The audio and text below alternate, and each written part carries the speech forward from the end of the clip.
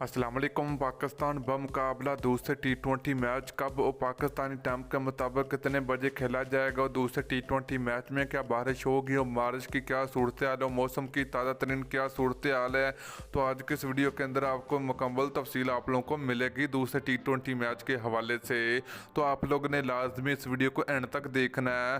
तो दोस्तों, उससे पहले अगर आपने अभी तक इस वीडियो को लाइक नहीं किया तो वीडियो को लाइक करें, उसके बाद चैनल को सब्सक्राइब करें और बेल आइकन जरूर अनेबल करें ताकि आप लोगों को मजीद क्रिकेट की वीडियो मिलती रहेगी।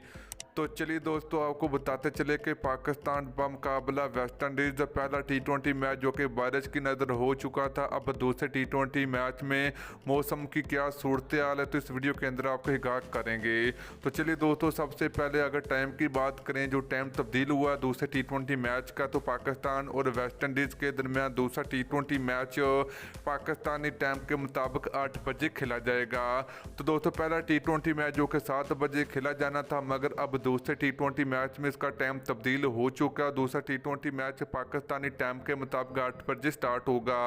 तो दोस्तों, मौसम की सूरत हाल अगर आपको बताएं तो बारिश के जो कि चांस हैं मगर इतने ज़्यादा नहीं है। तो इंशाल्लाह ये मैच होगा, पूरे 20-20 ओवर का टी20 मैच खेला जाएगा।